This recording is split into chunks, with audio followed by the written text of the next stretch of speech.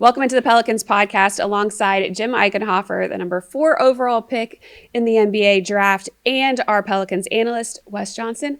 I'm Erin Summers. The Pelicans got their first win of the season this past week, so we are going to talk about what worked during that stretch. They went 2-1 over the past week. So, Wes, what did they show in those wins and their ability to kind of turn the corner? Resilience. I think that was the main thing. You can look at the defensive side. You can talk about that. I mean, that's one thing. You can see them getting their energy and getting out running. We talked about it in our show about how they are able to capitalize off their turnovers. Offensively, Trey got it going. A lot of people stepped up in that aspect on the offensive side, but you can see the energy on the defensive end picking up. So the games that we needed to win, especially when other teams are out players, we capitalize on that. So this really playing within ourselves. I can say that. Mm-hmm. Yeah, in some ways, I don't think they played that much differently than they did in the first part of the season when they were in a lot of games but just didn't close them. So to me, one of the biggest things they showed was the ability to make some of the biggest plays at the end of the game. Against Charlotte, obviously, Jose made that 3, which was the biggest shot of the game. And then the next night against Dallas, you were able to not only get a defensive stop in the biggest possession of the game with Cooper Flagg missed a mid-range shot, but also Trey Murphy was able to grab that defensive rebound. So they're definitely playing better than they were the first part of the season. And we haven't seen the games where they're down 20, 30 points and they lose in one-sided fashion.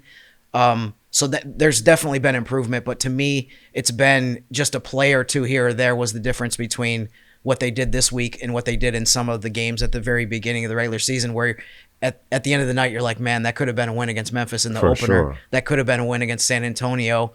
And you keep saying coulda, shoulda, woulda, and now you're 0-6. Exactly. But for them to be able to get 2 of those wins in a back-to-back situation, I thought it was a really good step forward. Also, Saturday, what they did against San Antonio, even though that was a loss again, that was really competitive. And they've had 2 games against the Spurs, who are off to a great start, that they've shown that they can play with that level of teams. So, I mean, to me, it was a big step forward, not only to just get the wins that you had to get, to not be one of the teams that was still winless across the NBA, but also to just take a step forward from what you showed at the very beginning of the season. And in that game against the Spurs, they had their full roster pretty much on the court. And the Pelicans have been down now with Zion Williamson and Jordan Poole. Yves Missi has been dealing with an illness, but should get back on the court soon. With that being said, the rookies have been stepping up.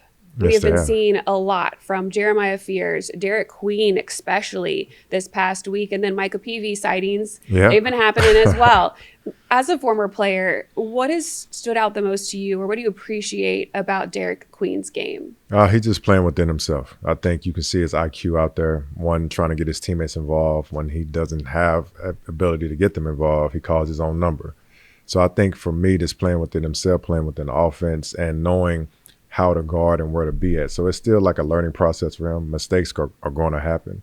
But him as a basketball player, full basketball player, you see the IQ level out there. And it's like for him not being able to play in like these high competitive games as much being a rookie, but him being out there and being effective, especially in those late games, says a lot about the trust that the teammates have, the coaches have, and then him being confident in himself. So it's only a bright future for him. Wes, I remember your career not just from our beloved Syracuse, but also in the NBA, that, part of your offensive game was you're a really good cutter. You can move off the ball. When you see a guy like Derik Queen, 9-10 games into his rookie year, be able to see the floor the way he does, I mean, how exciting would it have been for you to play with somebody like that? I mean, is that kind of next level as far as what we're seeing from him? I mean, it makes it easier for everybody else, a guy that's a willing passer. He's willing to pass, willing to give the ball up to whoever's open. So, like you said, me being a cutter is an offense in itself. When the play breaks down, more movement happens. So knowing not to be stagnant, ball watching is something to get the offense flowing. Just sacrificing your body to give an open shot. So him being that type of player, being unselfish the way he is only going to be beneficial to everybody that's willing to do stuff like that.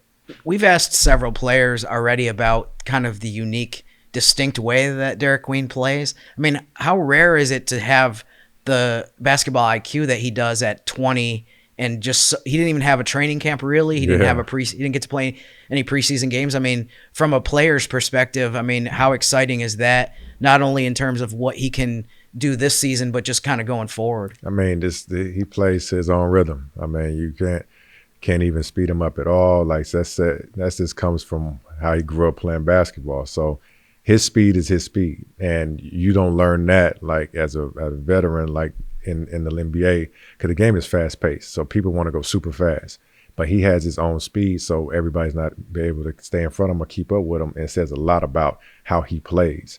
And it says a lot about how it's himself. Like, I'm not allowing the defense to dictate me. So for him to be able to play like that still without having a training camp, preseason, whatever, says a lot about him as an individual. How much of his effectiveness of being able to see the floor and be able to, just make some of these plays is the fact that he doesn't play super fast, that he's always under control? I mean, how much of that is, I'm not making comparisons here, but we see players like Jokic and Luka, and Shai Gilgeous-Alexander, they don't play a million miles an hour, but they seem to always be able to get their shot off, and they seem to make the right decision all the time. I mean, how much of that is from just his approach? His approach is his approach to the game. I think that's him playing on the playground, him growing up around it, loving the game, is loving to compete. So him playing at that one speed, like you naming guys that can easily be Hall of Fame. They're going to be Hall of Famers, but MVPs of this NBA. And then him saying he plays at his own speed. I'm not saying that won't happen for him, but right now, seeing how he plays a slow pace is not pretty in some people's eyes, but he gets the job done, and that's it. He keeps it simple. That's all you got to do. Yeah, we were talking about it earlier, Jim and I said he does remind me of Jokic because you don't look at him thinking he's going to be able to do what he does, right, especially the way he moves in the lane sometimes and his footwork. But I really do like his ability to pass. And over the last 3 games, this is before the Phoenix game, he has had 5.7 assists per game, which leads the team. Right. And he wasn't playing full minutes, but he is closing the game out because of his decision making and the way that he's able to set up his teammates. Right. What have you seen in his game and maybe the balance that he has in going and getting his and then also facilitating? I mean, it's a lot of responsibility, especially when you have the basketball, and they're allowing him to dictate the offense, which says a lot about the coaching staff with their trust in him. And he's making the right decision. He's super unselfish, but his IQ is off the charts to be able to connect the dots when he's on the floor, when a play breaks down. And his teammates around him know that. So he's able to play pick and roll. He's able to be the point guard, point forward, point center, whatever position he's at, and get everybody involved. So him being able to see the floor the way he sees it, but then when it breaks down, I'm able to go get mine. The IQ level is off the charts for him. You look at another rookie who is actually a point guard in Jeremiah Fears, and he is 5th right now in total points among rookies and assists. So he is doing a little bit of everything, got thrown into the fire early. Same kind of question. What do you appreciate about his game, or what has impressed you about him? I think for me, like you're saying, his approach is he has that mentality of, I don't care who's in front of me.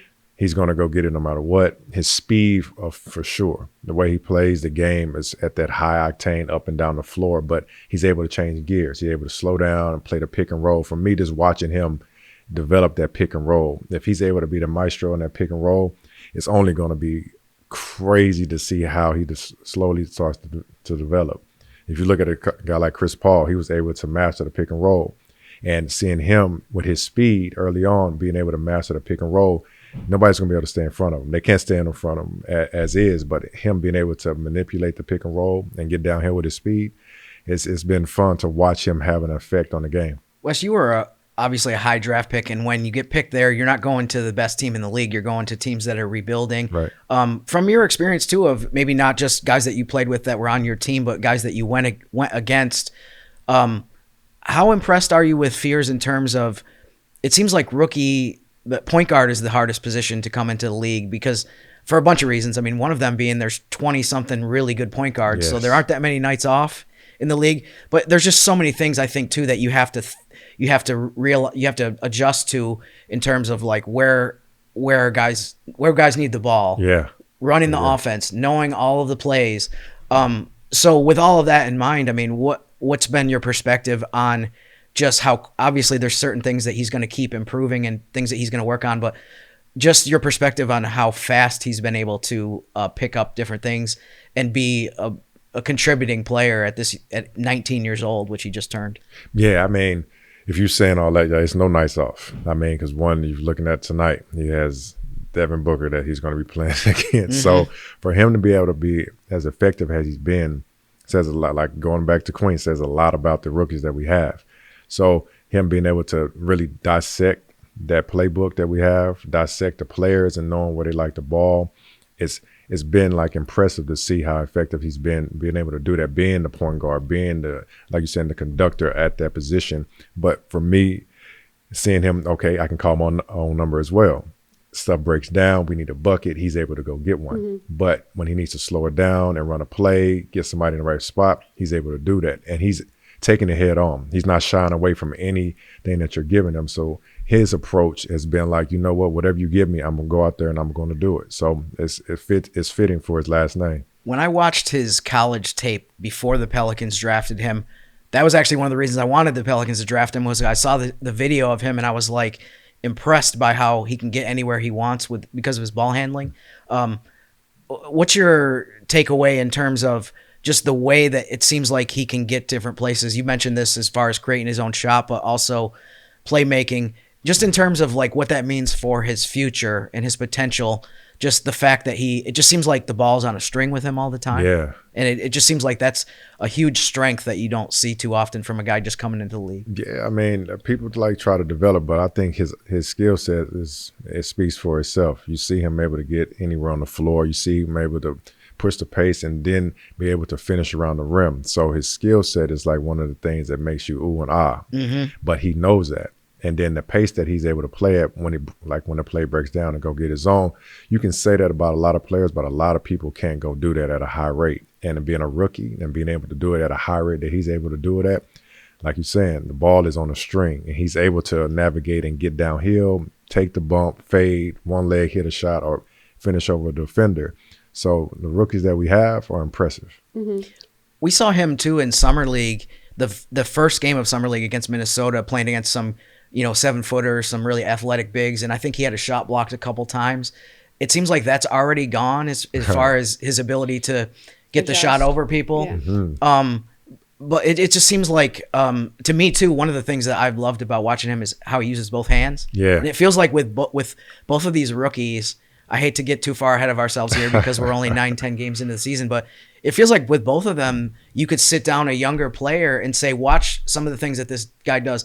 There's a reason why we want you to work on your left hand. Yeah. And it's, if you watch Jeremiah Fears, you see that come out all the time where he's around the basket. With Queen, it's about keep your head up. You can see the floor. If you're pounding the ball and you're just looking at, it's just you and the rim, you're not going to see a lot of different things that develop on the court. But I mean, as far as Fears' ability to finish in the paint, I mean, how impressive has that been so far? Super impressive. I mean, you can look at the Kyries and the Stephs and all the point guards that have that layup or those packages around the rim, and him being a rookie and be able to finish through contact and over those 7-footers. Yeah, you're going to get your shot blocked. You're supposed to. They're 7 foot and they're athletic. You're playing against the best in the world. It's going to happen. But he goes right back in there and then he makes a layup over 2 people and you're like, oh my God. So it's that aspect of him not caring and obviously the work that he's put in. And he's talking about Queen, his keeping his head up. The village around those guys and the development that they had growing up playing basketball, it speaks volume of the work that they put in, and it's showing now on the highest level.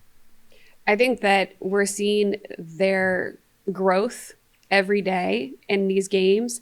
And I know the future is going to be very bright for both of them. But we have a lot of bench support around them as well. Obviously, Queen coming off the bench, but we've been seeing the impact of the effort and the energy that the bench brings with some new additions in Sadiq Bey, Jose Alvarado, obviously. What have you seen the impact of those bench players in that second unit over the past week kind of elevate the game a little bit? One is needed. We needed everybody that's coming off the bench, starters, whoever. But if you're talking about Sadiq, he's a professional.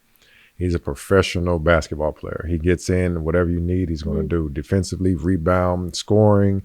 It's something that has been missed, I think, from himself. I think missing a year and a half.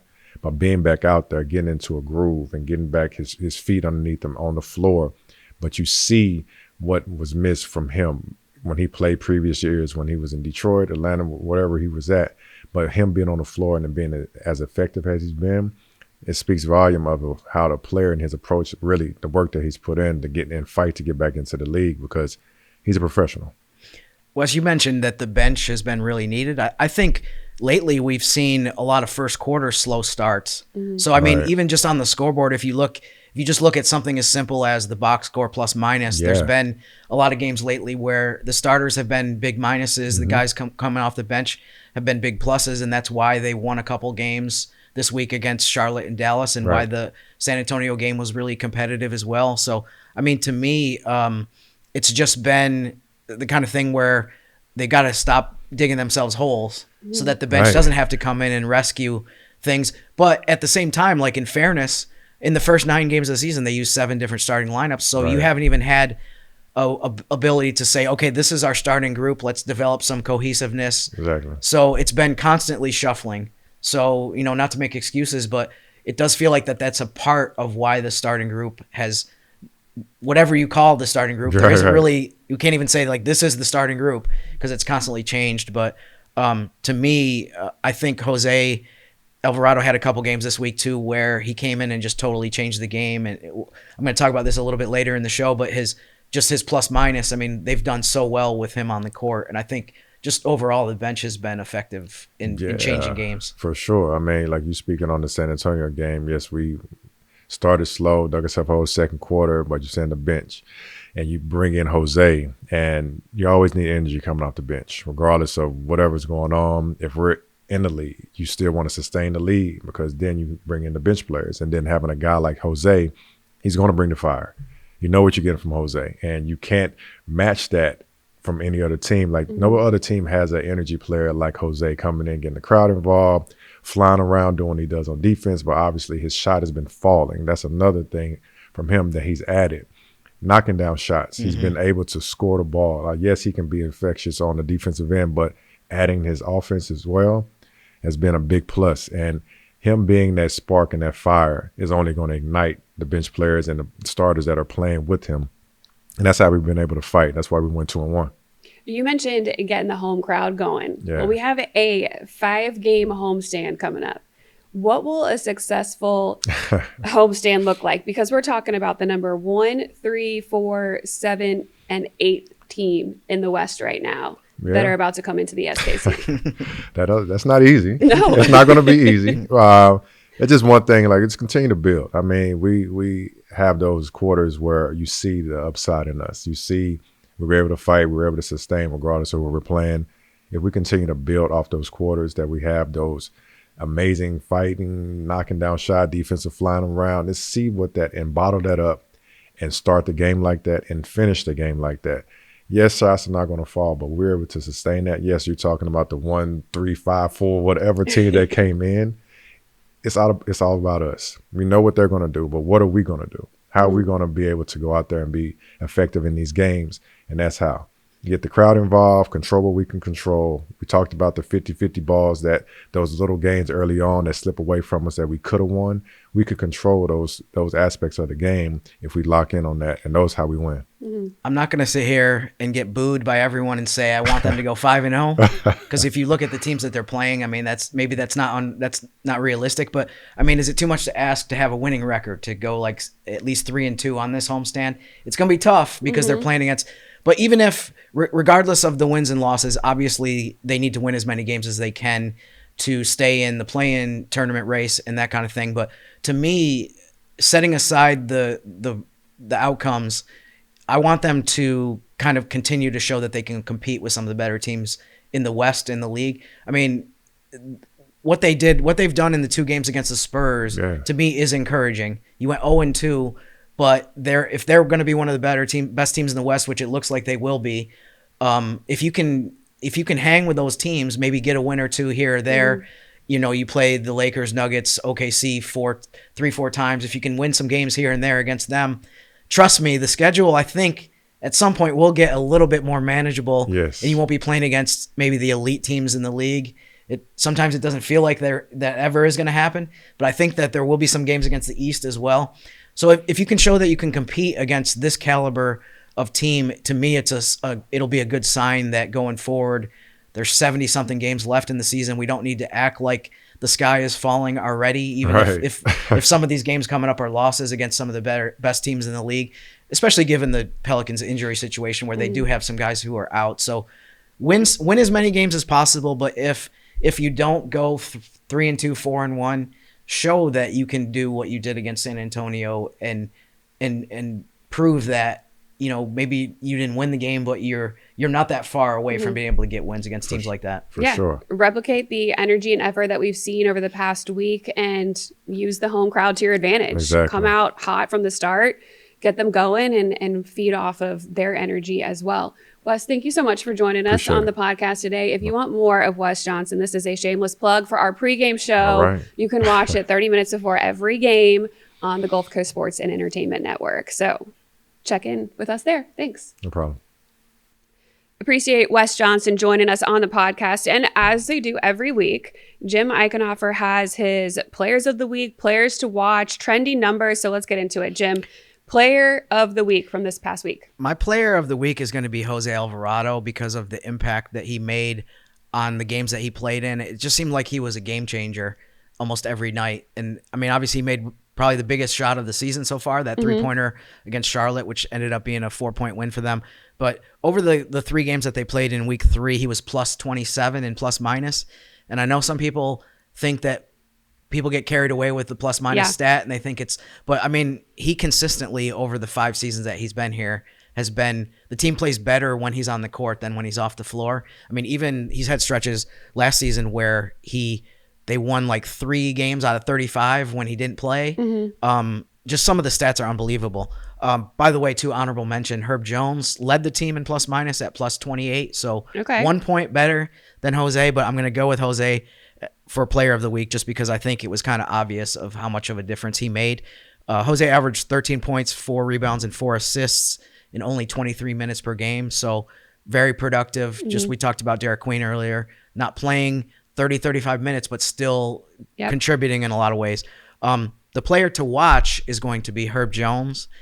By the way, Herb Jones averaged 13 points last week, shot 53% from the field, 43% on threes. So to average 2 steals per game. So the offense was there as far as what they need him to do, where he's in a lot of situations, he's got open corner threes and he's spotting up and making them at a good rate. But part of why I picked him for the player to watch too is the opponents that the Pelicans have coming up over the next 7 days. He's going to have his hands full defensively. I'm not sure if all of these examples are cases where he will be guarding this specific player, but for example, Portland has Denny Avdia, who's averaging 25.3 points per game. Luka for the Lakers is only averaging 37 per game, which is absurd. Jimmy Butler's averaging 18.9 for Golden State. I think it's probably more likely that he'll guard him than Steph Curry, but he might have that assignment as well. True, because Steph is back this week. And then lastly, over the next 7 days, Shai Gilgeous-Alexander for OKC is averaging 33.2 points per game. So Herb, you got your hands full. Good luck. Let's see how you can do. That's why it's not on Herb, though. right, exactly. And also, too, I wanted to mention, also related to Herb and his defense, the Pelicans are 28th in defensive efficiency this season up to this point, but they were 10th last week. So I think they made some major strides. You could say some of that was the opponents, but Charlotte is a good offensive team. So I thought they did really well against them. They did great against Dallas, which is a team that also has had a tough time offensively. And I think they did a little bit better against the Spurs, even though I think that was a game that we look at and say you needed to get more stops to give there were some lapses, a chance to win the game. There was a big run in the second quarter that kind of dictated that, put the Spurs in front the rest of the way. So that's something that they're going to have to keep in mind. Just you're playing against some of the best teams in the league and some of the best teams in the West. So if they can build on the defensive improvements that they've made, I think that'll be huge. As far as the trending numbers go, basically every week I'm going to give you a number for each of the opponents, and people can kind of examine that and see what they think. So basically 4 opponents that I kind of referenced earlier over the next 7 days. The first one is Portland. and the number for them is 11, and that is their defensive rank in the NBA. They were 16th last season. They added Drew Holiday in a trade. I don't think anyone across the league is surprised that they've improved Defense has defensively. gotten better, yeah. And so the Trailblazers are a team that you look at and you say, maybe they don't have a lot of big names, but they're above 500 and they're off to a good start. They've had some really good quality wins so far, and I think defense is a big reason. The number for the Lakers is 0, and that is in the 2 previous years of the NBA Cup, there's been 0 teams that have lost twice in pool play and advanced. So this isn't actually specifically related to the Lakers. It is that the Pelicans need to win that game. We need a win. Yeah, because Friday night is a cup game. Right. Yeah. If the Pelicans lose that game, they have almost no chance of advancing. So 0 teams have lost more than once in pool play and advance. I do think someday that there will be a team that loses twice and somehow makes it on to the next round, but we just don't have a hasn't happened sample size yet. Right, Yeah. right, exactly. The trending number for Golden State is 1, and that is there's only been one Golden State Warrior who started in all of the first 11 games. It was Jonathan Kuminga. I point that out just to mention the fact that they have a bunch of guys that have missed games already. Yeah. And then the last trending number is Oklahoma City. This number is crazy. It's 13.5. It's they have the biggest point differential in the history of the NBA, beating the record that they set last season when they were at 12.9. And then Denver actually is 13.2 this season. So there's 2 of the biggest point differentials in the history of the NBA are 2 teams in the West this season that the Pelicans play on this homestand. Isn't that lovely for the Pels? We love that. The OKC Thunder, they do know how to finish defensively and offensively. They have definitely been very much improved. So the Pelicans have a tall task this week, but I think the home crowd's just got to show out and help them pull out some of these wins. Thank you so much for joining us on the Pelicans podcast. For Wes Johnson, Jim Eichenhofer, I'm Erin Summers, and we'll see you at the Smoothie King Center.